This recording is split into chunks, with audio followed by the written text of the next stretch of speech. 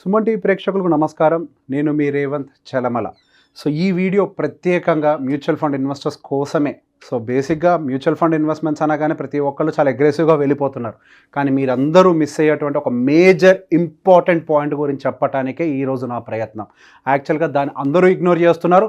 In fact చెప్పాలంటే mutual fund గురించి అందరికీ ఎంత బాగా తెలుసు అని అనుకుంటున్నప్పటికీ, ఇది కరెక్ట్ వర్డ్, యాక్చువల్గా అనుకుంటున్నప్పటికీ one of the major important ఆస్పెక్ట్ని మిస్ అవుతున్నారు. ఆ ఒక్క ఇంపార్టెంట్ ఆస్పెక్ట్ని మీ ముందరికి తీసుకొచ్చే ప్రయత్నమే ఈ వీడియో.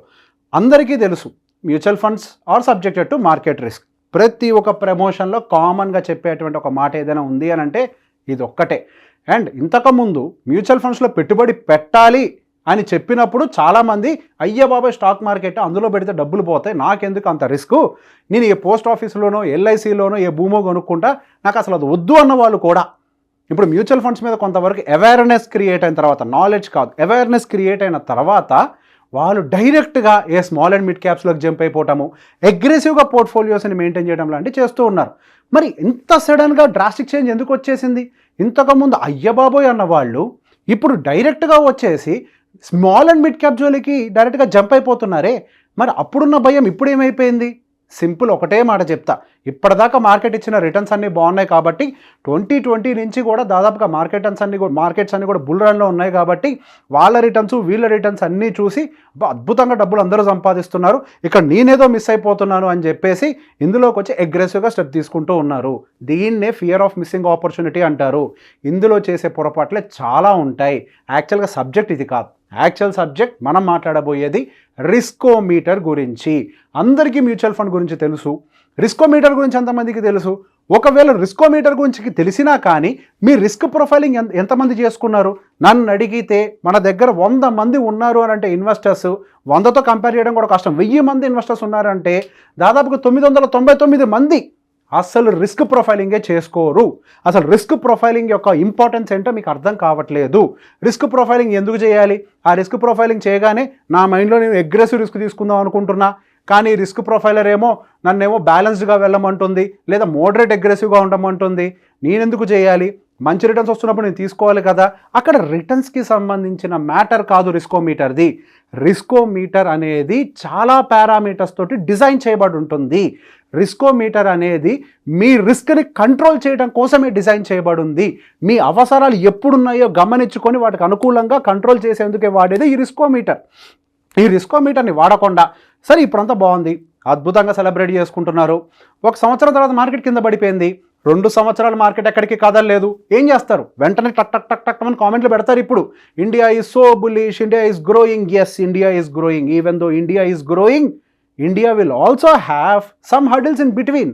ఎంతటి ప్లెయిన్కైనా కానీ మధ్యలో టర్బులెన్స్ ఉంటాయి. ట్రాక్టర్ రోడ్డు మీద వెళ్తుంటే గతుకులు ఉంటాయి, కారు రోడ్డు మీద వెళ్ళినా గతుకులు ఉంటాయి, స్పీడ్ బ్రేకర్లు ఉంటాయి, యాక్సిడెంట్లు ఉంటాయి. బేసిక్గా అన్నీ ఉంటాయి. బేసిక్గా ఇవేవి లేకుండా స్మూత్ జర్నీ అనేది ఎప్పుడు కూడా ఎందులో ఉండదు. అది ఇన్వెస్ట్మెంట్ జర్నీ కానివ్వండి, మన పర్సనల్ జర్నీ కానివ్వండి. ఈ టర్బులెన్స్ నుంచి, ఈ ఒడిదుడుకుల నుంచి కాపాడుకునేందుకే మనం వాడే ఒక అద్భుతమైన టూల్ ఏంటి అని అంటే రిస్కోమీటర్. ప్రతి ఒక్కరు రిస్కోమీటర్ని ఖచ్చితంగా వాడాలి. మీరు మీ మైండ్లో, నేను రీసెంట్గా కొంతమందితో మాట్లాడినప్పుడు, సార్ నా వయసు కొంచెం ఎక్కువ, బై డిఫాల్ట్గా రిస్కోమీటర్ నన్ను బ్యాలెన్స్డ్గా వెళ్ళమంటది, కానీ నేనేమో మెంటల్గా ప్రిపేర్ అయ్యి అగ్రెసివ్గా వెళ్ళాలి అని. ఇక్కడ నీ మెంటల్గా ప్రిపేర్ అయ్యారు చూసారా, అది ఒక ఎమోషన్, అది లాజిక్ కాదు. ఇక్కడ లాజిక్ తోటి నడిచేది రిస్కోమీటర్. ఎలా? ఫర్ ఎగ్జాంపుల్, మీరు ఫైనాన్షియల్గా ఇండిపెండెంట్ అవ్వాలి, మీరు 60 సంవత్సరాలు రిటైర్ కాబోతున్నారు, మీ వయసు 50 సంవత్సరాలు అనుకోండి, ఫర్ ఎగ్జాంపుల్గా చెప్తున్నా 50 సంవత్సరాలు అనుకోండి. మీరు ఇప్పుడు అగ్రెసివ్గా వెళ్ళిపోతాను అని అంటే కరెక్ట్గా మార్కెట్ 6-7 ఇయర్స్ బాగా పనిచేసి లాస్ట్ 3 ఇయర్స్ టప్మని కింద పడిపోయింది అనుకోండి, మీరు మీ టార్గెట్ని రీచ్ కాగలుగుతారా? బేసిక్గా రిస్కోమీటర్ని యూస్ చేసి మనం పెట్టేటువంటి పెట్టుబడులు, మన ఫైనాన్షియల్ ఇండిపెండెన్స్ అమౌంట్ ఉంటుంది చూసారా, ఒక టార్గెట్ పెట్టుకుంటాం కదా, ఈ అమౌంట్ నేను రీచ్ అయిపోతే ఫైనాన్షియల్ ఇండిపెండెంట్ అయిపోతాను అని. ఆ టార్గెటెడ్ అమౌంట్ అంతా కూడా రిస్కోమీటర్కి అనుకూలంగా ఉండాలి. ఒక్కసారి మీ ఇన్వెస్ట్మెంట్స్ అన్నీ కూడా మీ గోల్స్ రీచ్ అయిన తర్వాత కావాలంటే ఎక్సెస్ అమౌంట్ ఉంటుంది చూసారా, నెక్స్ట్ నా ఫ్యూచర్ జనరేషన్ కాస్ట్ని ప్రిపేర్ చేయబోతున్నాను, ఇది నా కోసం కాదు అని కావాలంటే దాంతో అగ్రెసివ్గా వెళ్ళండి. బేసిక్గా రిస్కోమీటర్ మీ ఏజ్, మీ గోల్, మీ ఎగ్జిస్టింగ్గా మీరు డెప్ట్ టు సేవింగ్స్ రేషియో ఎలా ఉంది, మీ పెట్టుబడుల బిహేవియర్ ఎలా ఉంది, మీరు సంపాదించే దాంట్లో ఎంత పర్సంటేజ్ని సేవ్ చేస్తున్నారు, వీళ్ళ యాక్చువల్ ఫైనాన్షియల్ బిహేవియర్ ఏంటి, వీళ్ళు ఎటువంటి సమస్యల్లో ఉన్నారు, వీటన్నిటిని అర్థం చేసుకొని వీళ్ళు ఈ పద్ధతిలో వెళ్తే ఎటువంటి రిస్కులు జరిగినా కానీ వీళ్ళు తట్టుకోగలుగుతారు, సో దట్ వీళ్ళు మార్కెట్లో ఎక్కువ కాలం నిలబడగలుగుతారు అని ఒక ఉద్దేశంతో డిజైన్ చేయబడింది. మనం ఎంతసేపటికి నెంబర్ల వెనకాల పరిగెడుతున్నాం. ఎప్పుడైనా గుర్తుపెట్టుకోండి, మనకు చరిత్ర ఒకటే చెప్పింది, నెంబర్ల వెనకాల పరిగెడితే ఓడిపోతాం. మనం ఎప్పుడైతే ఒక ప్రొసీజర్ ప్రకారం పరిగెడతామో ఎక్కువ దూరం పరిగెడతాం. ప్రొసీజర్ ప్రకారం వెళ్ళే ప్రయత్నం చేయాలి, కానీ మనకి 15 కావాలి, 18 కావాలి, 24% కావాలి. నేను ఏ క్లయింట్ తోటి మాట్లాడినా వాళ్ళందరూ ఎంతసేపటికి చెప్పే ఒకే ఒక మాట ఏంటి అని అంటే, సార్ నాకు 2% ఇంట్రెస్ట్ ఉండాలి పర్ మంత్ అంటారు, అంటే 24% కావాలి అంటారు. అసలు మీ రిస్క్ ఏంటి? ఇప్పటిదాకా అసలు మీ దగ్గర డెప్ట్ టు ఈక్విటీ రేషియో ఎంత ఉంది? డెప్ట్ టు ఈక్విటీ అనకూడదు, డెప్ట్ టు అసెట్ రేషియో ఎంత ఉంది? మీ ఇన్కమ్ వర్సెస్ సేవింగ్స్ రేషియో ఎంత ఉంది? మీ నీడ్స్ ఎప్పుడెప్పుడు ఉన్నాయి? ఎన్ని సంవత్సరాలకి మీ నీడ్స్ ఉన్నాయి? ఇప్పటికిప్పుడు ఏదన్నా జరిగితే మీరు తట్టుకొని నిలబడే అటువంటి సర్ప్లస్ క్యాష్ మీ దగ్గర ఉందా? ఇవేవి ఆలోచించకుండా డైరెక్ట్గా నెంబర్స్. సో దీన్ని అత్యాస అంటాము. ఎస్, మార్కెట్స్ మీరు ఏం చేయకపోయినా కానీ పెట్టుబడులు పెడితే రిటర్న్స్ ఇస్తాయి, దాని పని చేసుకుంటాయి. కానీ selecting A right thing is very important. అదే మనం ఒక భూమి కొనేటప్పుడు చాలా రీసెర్చ్ చేస్తామే. ఎటువైపు ప్రభుత్వ పథకాలు వస్తున్నాయి, ఎటువైపు గవర్నమెంట్ డెవలప్మెంట్స్ చేయబోతోంది, ఎటువైపు మనకు మంచి మంచి ప్రైవేట్ కంపెనీలు రాబోతున్నాయి, సో దట్ మనకు ఆ ల్యాండ్స్ అన్నీ కూడా ఫ్యూచర్లో గ్రో అవుతాయి. ఆ గ్రో అవటమే కాదు, దాంట్లో ఉన్నటువంటి రిస్క్ అంటే మనం అర్థం చేసుకునేందుకు ఆ ల్యాండ్ డాక్యుమెంట్స్ తీసుకెళ్ళి లాయర్ దగ్గర కూర్చోబెట్టి మళ్ళీ దాని మీద ఒక లీగల్ ఒపీనియన్ తీసుకొని ఇంత ప్రాసెస్ చేసి ఒక భూమిని కొంటామే. మరి అదే మ్యూచువల్ ఫండ్ విషయంలోకి వచ్చేసరికి మాత్రం మనం ఆ పని చెయ్యము. జస్ట్ లైక్ ల్యాండ్స్, మనకు మ్యూచువల్ ఫండ్స్లో కూడా గ్రోత్ ప్రాబబిలిటీ ఉండే సెక్టార్స్ ఉంటాయి, మార్కెట్ క్యాప్స్ ఉంటాయి, సెక్యూర్డ్గా ఉండేటువంటి కొన్ని ఫండ్స్ కూడా ఉంటాయి. 36 కేటగిరీలు ఉన్నాయండి దాదాపుగా మ్యూచువల్ ఫండ్స్లో. ఒక్కొక్కరికి అనుకూలంగా అన్నీ, అంటే బేసిక్గా లో risk taker, high risk taker, అందరికీ ఈ 2 కేటగిరీల మధ్యలో ఉండే వాళ్ళందరికీ అనుకూలంగా డిజైన్ చేయబడింది ఈ ఇండస్ట్రీ. సో బేసిక్గా మీ రిస్క్ హెపిటేట్ని బేస్ చేసుకొనే మీరు ఎప్పుడైనా కానీ పెట్టుబడులు పెట్టాలి. అట్లీస్ట్ మీ ఫైనాన్షియల్ ఇండిపెండెన్స్ వచ్చేంత వరకు. ఒక్కసారి మీరు ఆ గోల్ని రీచ్ అయిన తర్వాత ఎస్, మీకు ఇంకెటువంటి సమస్య లేదు, ఆ డబ్బులతో మీరు బతికేస్తారు. ఫ్యూచర్ కోసం మీ పిల్లలు, మీ మనవాళ్ళ కోసం చేసే పనులు ఉంటాయి చూసారా, వాటికి రిస్క్ తీసుకోండి. కానీ మీ బేసిక్ అమౌంట్ తోటి ఎప్పుడు కూడా అగ్రెసివ్గా వెళ్ళిపోకండి. ఇప్పుడు నేను చెప్పే మాట ఎవ్వరికి అర్థం కాకపోవచ్చు. ఎంతసేపటికి అందరి మైండ్లో వాడు ఏదో చెప్తున్నాడు, మార్కెట్లో రిటర్న్లు వస్తూనే ఉన్నాయి, అనవసరంగా వాడి మాటలు పట్టించుకుంటే మాకేం జరుగుతుంది, మా రిటర్న్స్ అని మాకు రావాల్సిన రిటర్న్స్ రావు అని అనుకుంటారు. పొరపాటు పడకండి. మార్కెట్స్ అనేవి ఎప్పుడు మీరు అనుకున్నట్టుగా ఉండవు. నిజంగా అట్లా అంత ఈజీగా ఉంటే ప్రభుత్వం ప్రతిసారి ఒక యాడ్ని డిస్ప్లే చేసే ముందు ఒక కంపల్షన్ ఎందుకు పెట్టింది? Mutual fund subjected to market risk అని.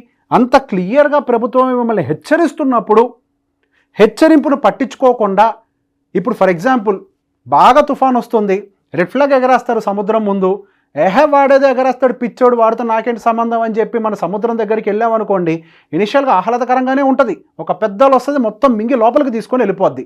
ఇదే కాన్సెప్ట్ ఏ పెట్టుబడిలో అయినా పనిచేస్తుంది. ముందు అన్నీ బాగున్నట్టుగా కనిపిస్తాయి, కానీ ఒకేసారి మీ మీదకి అది వచ్చి దాడి చేసినప్పుడు, అంటే మార్కెట్ క్రాష్ అయినప్పుడు లేదా మార్కెట్ కొన్ని సంవత్సరాల పాటు రిటర్న్స్ ఇవ్వనప్పుడు మీరు దాన్ని తట్టుకొని నిలబడలేరు కదా. అదే మనము ఆ బేసిక్ రిస్కోమీటర్ని బేస్ చేసుకొని మన రిస్క్ హ్యాపిటేట్కి అనుకూలంగా మన పోర్ట్ఫోలియో స్ట్రక్చర్ని బిల్డ్ చేయగలిగితే అప్పుడు మనం 4 కాలాల పాటు సంతోషంగా ఎక్కువ దూరం ఇన్వెస్ట్మెంట్ జర్నీ చేయగలుగుతాం. రిస్కోమీటర్ని ఖచ్చితంగా వాడండి. మీరు ఏ ఫైనాన్షియల్ అడ్వైజర్ దగ్గరికి వెళ్ళినా, చాలామంది ఫైనాన్షియల్ అడ్వైజర్స్ ఫాలో కావట్లేదని అనుకుంటున్నాను, చాలామంది చెప్తున్నారు నాతో అదే మాట. సో బేసిక్గా రిస్కోమీటర్ని అడగండి. రిస్కోమీటర్ ప్రకారం నాకు ఏది కరెక్టో, అట్లీస్ట్ నా సేఫ్ ఇన్వెస్ట్మెంట్స్ వరకు, నేను బతకడం కోసం ఏదైతే అమౌంట్ కావాలో దాని వరకు రిస్కోమీటర్ ఫాలో అవుదాం సార్, ఆ తర్వాత ఉండేటువంటి అమౌంట్కి రిస్క్ తీసుకుందాం. ఇది కరెక్ట్ పద్ధతి కదా. మీరు ఎంత రిస్కోమీటర్ ఫాలో అయినా కానీ మీ returns, large cap index returns అయితే వస్తాయి కదా, యావరేజ్ 15% అయితే వస్తాయి కదా. ఆ 15% తీసుకోవడానికి మన ప్రాబ్లం ఏంటి? ఎంతసేపటికి మనకి 2024 అని వెనకాల పరిగెడితే, అంటే ఇయర్ కాదండి 2024 అని 20%, 24% అన్న దాని వెనకాల మనం పరిగెట్టడం మొదలు పెడితే మీరు దాని వెనకాల పరిగెడుతున్నారు. మీ కళ్ళన్నీ దాన్నే చూస్తూ ఉన్నాయి. కింద మధ్యలో వచ్చేటువంటి గోతులు మీరు చూడట్లే, స్పీడ్ బ్రేకర్లు చూడట్లే, జరగబోయే యాక్సిడెంట్ని చూడట్లే. మీరు ఒక బండి నడుపుతున్నారు అంటే హెల్మెట్ పెట్టుకోమంటారు. ఎందుకు? రోడ్డు మీద వెళ్ళే ప్రతి ఒక్కరికి యాక్సిడెంట్ జరుగుద్ది అని కాదు, యాక్సిడెంట్ జరిగిన వాడు బతుకుండాలి అని. ఆ హెల్మెట్ మనకు కాపాడుతుంది అని. రిస్కోమీటర్ కూడా మన మార్కెట్లో హెల్మెట్ లాంటిదే, ఒక ఇన్సూరెన్స్ లాంటిదే. సో బేసిక్గా ప్రమాదం జరిగినప్పుడు ఎక్కువగా ఇంపాక్ట్ కాకుండా ఉండేందుకే మనం బేసిక్ సేఫ్టీ రిస్కోమీటర్ తోటి వెళ్తే మనం చాలా వరకు ఇన్వెస్ట్మెంట్స్ని ఎక్కువ ఒడిదుడుకులు లేకుండా మన రిస్క్ అప్టైట్కి అనుకూలంగా బ్యాలెన్స్ చేయగలుగుతాం. It is not by the age, it is by the need and your financial behaviour. So ఎవరెవరైతే రిస్కోమీటర్ లేకుండా అగ్రెసివ్గా తీసుకెళ్ళి జంప్ చేస్తున్నారో వాళ్ళందరికీ కూడా మీరు ఈ వీడియోని షేర్ చేయండి. Thank you very much.